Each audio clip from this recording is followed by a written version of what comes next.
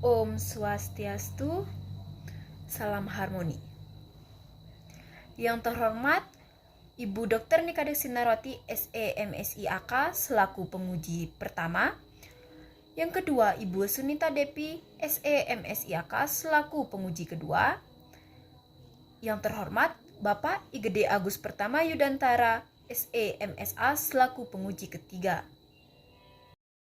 Pada video ini, izinkan saya, Niloh Putu Caryani dengan NIM 1817051134 untuk memaparkan isi dari proposal saya yang berjudul Analisis Komparatif Abnormal Return, Trading Volume Activity, dan Security Return Variability sebelum dan setelah penetapan PMK strip 20 PMK.010 2021.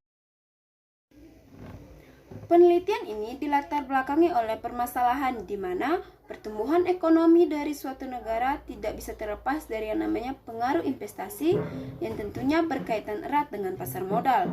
Berdasarkan Undang-Undang Nomor 8 Tahun 1995 dijelaskan bahwa pasar modal memiliki dua fungsi sekaligus. Yang pertama, sebagai sarana bagi perusahaan untuk memperoleh dana dari pemodal. Yang kedua, sarana bagi masyarakat untuk berinvestasi pada instrumen keuangan. Sebagai salah satu instrumen ekonomi, pengaruh lingkungan tidak bisa terlepas dari aktivitas pasar modal. Menurut Mariyati tahun 2012, pelaku pasar modal ini sangat membutuhkan informasi karena informasi tersebut dapat mempengaruhi seluruh aktivitas atau transaksi di pasar modal. Sumber informasi tersebut bisa berasal dari peristiwa ataupun isu-isu terkini. Menurut Hartono tahun 2010 dijelaskan bahwa ada 3 jenis peristiwa yang mampu mempengaruhi pasar modal. Yang pertama itu adalah peristiwa yang berdampak spesifik terhadap satu perusahaan tertentu saja. Yang kedua yaitu peristiwa yang berdampak spesifik terhadap satu perusahaan dalam satu industri. Yang ketiga, peristiwa yang berdampak spesifik terhadap seluruh perusahaan yang terdaftar di pasar modal. Adapun pengujian kandungan informasi terhadap suatu peristiwa dapat dilakukan dengan penelitian event study. Salah satu peristiwa ekonomi yang mampu mempengaruhi aktivitas pasar modal adalah penerapan PMK strip 20 PMK.010 yang mana PMK ini secara khusus dikeluarkan oleh Menteri Keuangan Sri Mulyani yang secara khusus mengatur tentang pajak penjualan atas barang mewah atas penyerahan barang kena pajak yang tergolong mewah berupa kendaraan bermotor tertentu yang ditanggung oleh pemerintah. Kebijakan ini ditetapkan pada 25 Februari 2021 yang secara perdana mulai diterapkan pada 1 Maret 2021. Yang mana kebijakan ini diberlakukan hingga September 2021. Adapun isi dari kebijakan tersebut, yang pertama, insentif 100% untuk kendaraan bermotor dengan kapasitas mesin 1500 cc. Yang kedua, insentif 50% untuk kendaraan bermotor dengan kapasitas mesin 1500 cc sampai 2500 cc dengan kapasitas penumpang 4x2. Kemudian insentif 25% untuk kendaraan bermotor dengan kapasitas mesin di atas 2500 cc dengan kapasitas penumpang 4x4. Pemberian insentif PPN BMDTP kendaraan bermotor ini mempengaruhi indeks harga saham gabungan atau IHGS. Berdasarkan data dari kompas.com tahun 2021, terjadi penurunan IHGS yang cukup signifikan sebelum penetapan PMK strip 20 PMK.010 yang mana tepat 26 Februari 2021 terjadi penurunan IHGS sebesar 0,76%. Kemudian setelah 7 hari PMK ini diberlakukan tepat 7 Maret 2021 terjadi peningkatan IHGS sebesar 0,27%. Reaksi pasar terhadap peristiwa ini juga terlihat dari adanya fluktuasi saham pada sektor otomotif dan turunannya. Terlihat jelas ada tabel beberapa emiten seperti Masa, ASI, IMAS, Auto, IMJS, dan Bold mengalami perubahan pada harga sahamnya. Hal tersebut tentu disebabkan oleh adanya pemberian insentif PPNBM DTP kendaraan bermotor ini, sehingga saham-saham tersebut kompak mengalami kenaikan. Peristiwa pengumuman insentif PPNBM DTP kendaraan bermotor merupakan salah satu informasi yang diserap oleh pelaku pasar modal dan digunakan untuk menganalisis reaksi pasar. Untuk menganalisis reaksi pasar, dapat diukur menggunakan 3 indikator. Yang pertama itu ada abnormal return, yang kedua itu ada trading volume activity atau TPA, yang ketiga itu ada security return variability atau SRP. Abnormal return itu sendiri merupakan selisih antara return aktual dengan return yang diduga oleh investor. Kemudian trading volume activity atau TPA itu merupakan perbandingan jumlah saham yang diperdagangkan dengan jumlah saham yang beredar. Kemudian SRP atau Security Return Variability merupakan indikator yang digunakan untuk melihat apakah pasar secara agregat menilai suatu peristiwa sebagai suatu hal yang informatif. Dalam artian apakah informasi tersebut akan mengakibatkan perubahan pada distribusi return. Berdasarkan latar belakang tersebut, dapat diidentifikasi beberapa masalah. Yang pertama, terdapat peristiwa yang dapat mempengaruhi harga saham. Salah satunya adalah peristiwa ekonomi yang apabila diumumkan dapat menimbulkan ketidakstabilan pada pasar modal. Yang kedua, terjadi peristiwa ekonomi pada tahun 2021, yaitu penerapan PMK strip 20-PMK.010-2021. Yang ketiga, terjadi fluktuasi pada pergerakan saham sektor otomotif dan komponennya dan sektor multi-finance. Dalam hal ini, peneliti membatasi pokok permasalahan reaksi pasar modal menggunakan instrumen khusus, yaitu abnormal return, trading volume activity, dan security return variability sebelum dan setelah penerapan insentif PPNBM DTP kendaraan bermotor. Selanjutnya, berdasarkan batasan masalah tersebut, dapat dirumuskan 3 rumusan masalah. Yang pertama, apakah terdapat perbedaan abnormal return sebelum dan setelah peristiwa penerapan insentif PPNBM DTP kendaraan bermotor pada sektor otomotif dan komponennya serta sektor multi-finance. Yang kedua, apakah terdapat perbedaan trading volume activity sebelum dan setelah peristiwa penerapan insentif PPNBM DTP kendaraan bermotor pada sektor otomotif dan komponennya serta sektor multi-finance. Yang ketiga, apakah terdapat perbedaan security return variability sebelum dan setelah peristiwa penerapan insentif PPNBM DTP kendaraan bermotor pada sektor otomotif dan komponennya serta sektor multi-finance. Selanjutnya, tujuan penelitian. Yang pertama, untuk mengetahui perbedaan rata-rata abnormal return sebelum dan setelah penerapan insentif PPNBM DTP kendaraan bermotor pada sektor otomotif dan komponennya serta sektor multi-finance. Yang kedua, untuk mengetahui perbedaan rata-rata trading volume activity sebelum dan setelah peristiwa penerapan insentif PPNBM DTP kendaraan bermotor pada perusahaan sektor otomotif dan komponennya serta sektor multi-finance. Yang ketiga, untuk mengetahui perbedaan rata-rata security return variability sebelum dan setelah peristiwa penerapan insentif PPNBM DTP kendaraan bermotor pada perusahaan sektor otomotif dan komponennya serta sektor multi-finance. Selanjutnya, manfaat penelitian. Yang pertama ada manfaat teoritis, yang mana penelitian ini bermanfaat dalam pengembangan teori sinyal sebagai grand theory dan teori pasar efisien sebagai supporting theory. Kemudian manfaat praktis bagi peneliti untuk menambah wawasan serta pengetahuannya terkait pasar modal ataupun investasi. Yang kedua, bagi investor sebagai dasar pertimbangan pengambilan keputusan investasi. Yang ketiga, bagi perusahaan atau emiten sebagai dasar pengambilan kebijakan perusahaan. Yang keempat, bagi peneliti lain yaitu sebagai tambahan literatur ataupun menjadi referensi bagi penelitian sejenisnya. Selanjutnya ada kajian teori. Adapun grand teori yang digunakan dalam penelitian ini yaitu teori sinyal. Menurut Michel Spin pada tahun 1973, sekaligus ilmuwan yang pertama kali memperkenalkan teori sinyal ini menjelaskan bahwa dengan memberikan suatu sinyal, maka pihak pemilik informasi telah berusaha memberikan informasi yang dapat dimanfaatkan oleh pihak penerima. Teori sinyal ini berprinsip bahwa setiap tindakan yang dilakukan oleh perusahaan memiliki informasi, karena pihak yang satu akan memiliki informasi yang berbeda dengan pihak yang lainnya, atau asymmetric information. Dalam dunia investasi, keseluruhan informasi yang berkaitan dengan pasar modal sangatlah penting, karena dari informasi tersebut diharapkan keputusan yang diambil akan memberikan keuntungan bagi pelaku investasi di pasar modal.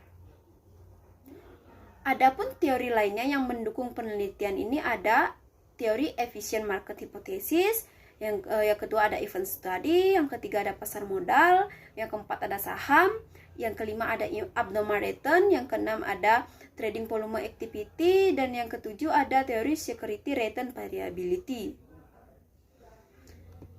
Selanjutnya, adapun kajian hasil penelitian yang relevan dalam penelitian ini yang digunakan, yang pertama ada penelitian Sri Purnami pada tahun 2021 yang mendapat hasil bahwa terdapat perbedaan rata-rata abnormal return, trading volume activity, dan bid-ask spread sebelum dan setelah peristiwa penyuntikan vaksin COVID-19 pertama di Indonesia. Yang kedua ada penelitian dari Ghani DKK 2021 yang menghasilkan bahwa terdapat perbedaan abnormal return sebelum dan setelah peristiwa kebijakan kenaikan cukai rokok di Indonesia. Kemudian tidak terdapat perbedaan trading volume activity dan bid-ask spread sebelum dan setelah peristiwa kebijakan kenaikan cukai rokok di Indonesia. Selanjutnya ada penelitian Taufik Hidayatullah dan Rahasi Nugroho tahun 2020 yang mendapatkan hasil bahwa tidak terdapat perbedaan abnormal return dan trading volume activity sebelum dan setelah peristiwa penerbitan Undang-Undang Tax Amnesty. Yang terakhir ada penelitian Eka Yulianti tahun 2020 yang mendapatkan hasil bahwa terdapat perbedaan abnormal return sebelum dan setelah peristiwa pelantikan DPR RI tanggal 1 Oktober 2019, dan tidak ditemukan perbedaan trading volume activity dan security return variability sebelum dan setelah peristiwa pelantikan DPR RI tanggal 1 Oktober 2009. Selanjutnya ada kerangka berpikir dan hipotesis penelitian. Yang pertama, penetapan PMK strip 20-PMK.010-2021 yang mempengaruhi saham perusahaan sektor otomotif dan komponennya serta sektor multifinance. Kemudian reaksi pasar tersebut diukur menggunakan abnormal return sebelum dan setelah peristiwa, kemudian trading volume activity sebelum dan setelah peristiwa, kemudian security return variability sebelum dan setelah peristiwa. Kemudian reaksi pasar tersebut diuji menggunakan analisis statistik, asumsi klasik dengan uji normalitas, dan uji beda dengan parallel sample t-test. Kemudian didapatkan hasil terdapat perbedaan dan tidak terdapat perbedaan. Adapun hipotesis dalam penelitian ini, yang pertama, terdapat perbedaan abnormal return sebelum dan setelah peristiwa relaksasi insentif PPNBM DTP kendaraan bermotor. Kemudian hipotesis kedua, terdapat perbedaan trading volume activity sebelum dan setelah peristiwa relaksasi insentif PPNBM DTP kendaraan bermotor.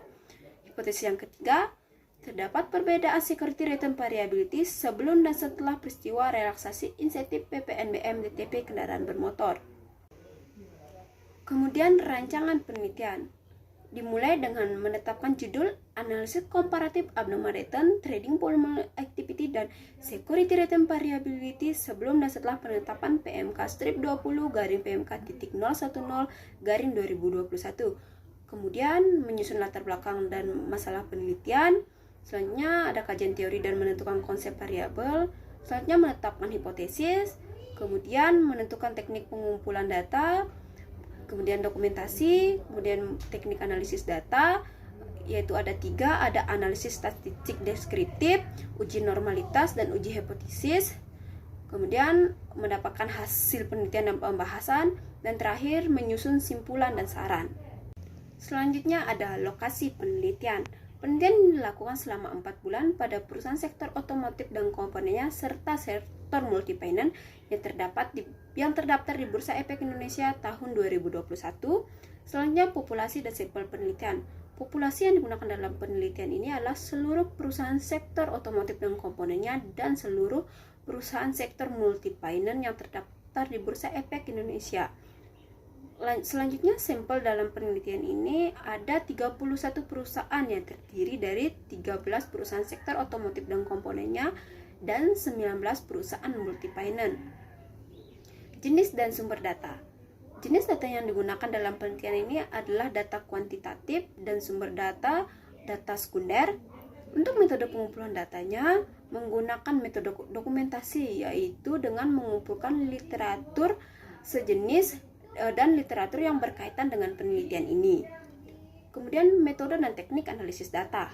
Teknik analisis data dilakukan dengan teknik analisis statistik deskriptif, kemudian dilakukan dengan uji asumsi klasik dengan uji normalitas data, dan terakhir melakukan uji hipotesis dengan menggunakan uji beda atau t-test. Selanjutnya ke bab 4, hasil dan pembahasan. Yang pertama ada statistik deskriptif. Yang pertama itu statistik deskriptif untuk AAR sebelum dan AAR setelah, di mana nilai min AAR sebelum dan AAR setelah lebih kecil daripada nilai standar defisiasi AAR sebelum dan AAR setelah. Hal ini menunjukkan bahwa data berdistribusi secara tidak normal atau terjadi kebiasaan data.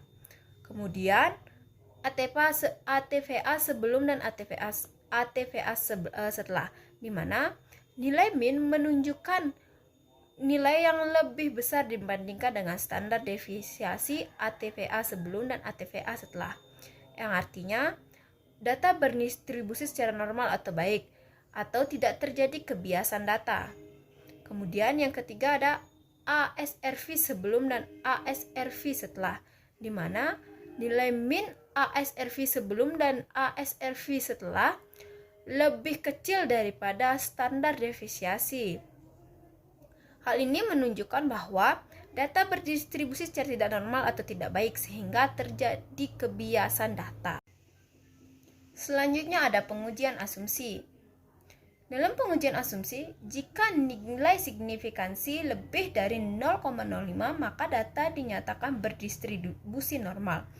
Dan apabila sebaliknya nilai signifikansi dari data kurang dari 0,05 maka data dikatakan tidak berdistribusi normal.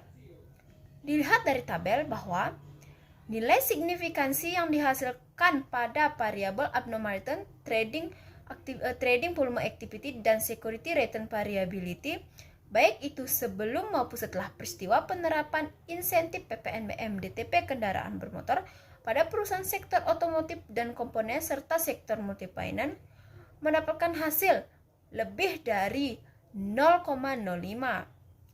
Maka, dari hasil pengujian tersebut dapat disimpulkan data ini berdistribusi normal karena nilai signifikansinya lebih dari 0,05. Dan untuk tahap uji selanjutnya, karena data berdistribusi normal, maka untuk uji hipotesis dapat menggunakan uji statistik parametrik Poirot Simpson. Selanjutnya pengujian hipotesis. Dalam pengujian hipotesis menggunakan teknik Poirot Sample t-test, yang mana jika nilai signifikansinya kurang dari 0,05 maka hipotesis diterima. Dan sebaliknya, apabila nilai signifikansinya lebih dari 0,05 maka hipotesis ditolak. Untuk pengujian hipotesis pertama, dapat diketahui bahwa nilai signifikansinya sebesar 0,794, yang mana nilai 0,794 lebih besar dari 0,05. Maka dapat disimpulkan bahwa hipotesis pertama ditolak. Selanjutnya untuk pengujian hipotesis kedua. Berdasarkan uji Poirot Sample t-test, diperoleh nilai signifikansi sebesar 0,585. Nilai signifikansi 0,585 lebih besar dari 0,05. Maka dapat disimpulkan bahwa Hipotesis kedua ini ditolak karena nilai signifikansinya lebih besar dari 0,05. Selanjutnya untuk pengujian hipotesis ketiga. Berdasarkan hasil uji paired sample t-test diperoleh nilai signifikansi sebesar 0,471, yang mana nilai signifikansi 0,471 lebih besar daripada 0,05. Maka dapat ditarik kesimpulan hipotesis ketiga ditolak karena nilai signifikansinya lebih besar daripada 0,05. Selanjutnya pembahasan. Yang pertama, perbedaan rata-rata abnormal pada saham sektor otomotif dan komponennya, serta sektor multifinance sebelum dan setelah peristiwa penerapan insentif PPNBM DTP kendaraan bermotor. Hasil penelitian menunjukkan tidak terdapat perbedaan abnormal sebelum dan setelah peristiwa penerapan insentif PPNBM DTP kendaraan bermotor. Artinya, peristiwa tersebut tidak memiliki kandungan informasi yang cukup kuat untuk menyebabkan terjadinya perubahan abnormal return. Sehingga, jika dihubungkan dengan teori sinyal, maka peristiwa tersebut merupakan sinyal negatif atau bad news. Kemudian, jika dihubungkan dengan teori pasar efisien, maka berdasarkan hasil pengujian dalam penelitian ini diketahui bahwa tidak terdapat perbedaan rata-rata abnormal return sebelum dan setelah peristiwa. Hal ini menunjukkan bahwa pasar dengan cepat mampu mencapai keseimbangan baru dalam menyesuaikan harga saham baru atas informasi yang diterima dari peristiwa penerapan insentif PPNBM DTP kendaraan bermotor. Kemudian, tidak adanya perbedaan abnormal return sebelum dan setelah peristiwa tersebut diakibatkan investor lebih memilih teknik wait and see yang mana menurut Sri Mulyani ketika insentif baru diterapkan atau adanya ketetapan baru dari pemerintah, maka investor akan cenderung melakukan teknik wait and see yang mana untuk mengamati pergerakan harga saham dan investor akan memilih waktu yang tepat untuk melakukan transaksi. Selanjutnya pembahasan yang kedua. Perbedaan rata-rata trading volume activity pada saham sektor otomotif dan komponennya serta sektor multifinance sebelum dan setelah peristiwa penerapan insentif PPNBM DTP kendaraan bermotor. Hasil penelitian menunjukkan bahwa tidak terdapat perbedaan rata-rata trading volume activity sebelum dan setelah peristiwa penerapan insentif PPNBM DTP kendaraan bermotor. Artinya, peristiwa tersebut tidak memiliki kandungan informasi yang cukup kuat untuk mempengaruhi trading volume activity. Apabila dihubungkan dengan teori sinyal, mengacu pada nilai min yang mengalami kenaikan setelah peristiwa terjadi, menunjukkan bahwa peristiwa penerapan insentif PPM DTP kendaraan bermotor pada saham perusahaan sektor otomotif dan komponen serta sektor multifinance memberikan sinyal positif karena terjadi peningkatan aktivitas volume perdagangan. Namun, meskipun terjadi peningkatan aktivitas volume perdagangan, banyak investor yang cenderung melakukan penjualan saham karena terjadi penurunan harga. Kemudian, apabila dihubungkan dengan teori pasar efisien, hal ini menunjukkan bahwa pasar secara agregat atau secara cepat mampu mencapai keseimbangan harga baru dalam menyesuaikan harga saham baru atas informasi yang diterima dari peristiwa penerapan insentif PPNBM DTP kendaraan bermotor. Tidak terdapat perbedaan rata-rata trading volume activity dalam hal ini juga disebabkan oleh investor yang cenderung menggunakan teknik wait and see sebelum berinvestasi. Selanjutnya untuk pembahasan yang ketiga. Perbedaan rata-rata security return variability pada saham sektor otomotif dan komponennya serta sektor multifinance sebelum dan setelah peristiwa penerapan insentif PPNBM DTP kendaraan bermotor. Hasil penelitian menunjukkan bahwa tidak terdapat perbedaan rata-rata security rate variability sebelum dan setelah peristiwa penerapan insentif PPNBM DTP kendaraan bermotor pada saham perusahaan sektor otomotif dan komponennya serta sektor multi-finance. Artinya bahwa informasi tersebut tidak memiliki kandungan informasi yang cukup kuat, sehingga tidak mampu mempengaruhi variabilitas keuntungan, di mana distribusi return saham tidak mengalami perubahan yang cukup signifikan.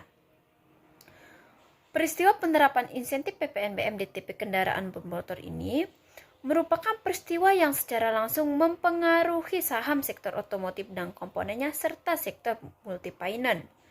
Namun, peristiwa tersebut tidak menyebabkan fluktuasi saham yang cukup tinggi, sehingga peristiwa penerapan insentif PPNBM DTP kendaraan bermotor tidak membawa informasi yang cukup besar bagi investor.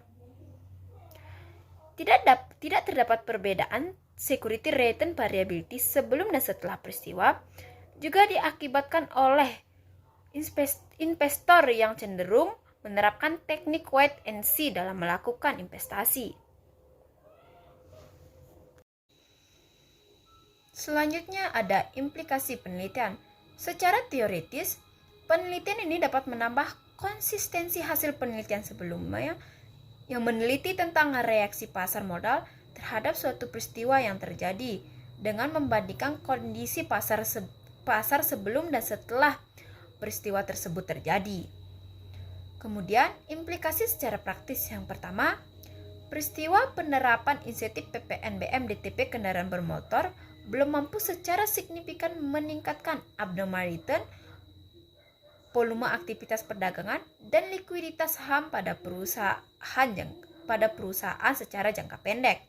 Yang kedua, bagi perusahaan atau investor adalah sebagai bahan pertimbangan untuk mengambil keputusan berinvestasi di pasar modal, terutama pada saham sektor otomotif dan komponennya serta sektor multi-finance. Yang ketiga, bagi pemerintah. Penelitian ini dapat dijadikan bahan pertimbangan bagi pemerintah dalam mengambil keputusan moneter yang nantinya dapat mempengaruhi pasar modal Indonesia.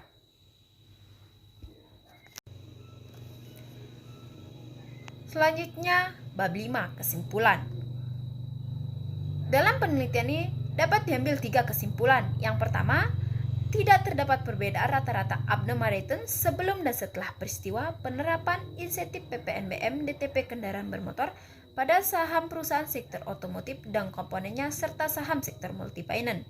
Yang kedua, tidak terdapat perbedaan rata-rata trading volume activity pada periode sebelum dan setelah penerapan insentif PPNBM DTP kendaraan bermotor pada saham perusahaan sektor otomotif dan komponennya serta sektor multi-finance. Yang ketiga, tidak terdapat perbedaan rata-rata security return variability sebelum dan setelah peristiwa penerapan insentif PPNBM DTP kendaraan bermotor pada saham sektor otomotif dan komponennya serta sektor multi-finance. Selanjutnya ada saran. Yang pertama, saran bagi investor, yang mana sebelum melakukan investasi, investor diharapkan untuk memperhatikan dan menganalisis dampak dari suatu peristiwa ekonomi maupun non-ekonomi, karena setiap peristiwa dapat mempengaruhi pasar modal. Sehingga penting bagi investor untuk mempelajari reaksi pasar modal atas suatu peristiwa guna pengambilan keputusan investasi yang tepat. Yang kedua, peneliti selanjutnya diharapkan dapat menambah variabel reaksi pasar modal seperti variabel bid-ask spread, frekuensi perdagangan saham, variabel nilai transaksi saham, agar memperoleh hasil penelitian yang mungkin lebih variatif dan luas. Kemudian mampu mengembangkan sampel penelitian dan periode pengamatan pada sektor lainnya yang terdampak oleh peristiwa yang diuji kandungan informasinya pada penelitian yang dilakukan nantinya. Demikianlah presentasi. Sekian dan terima kasih.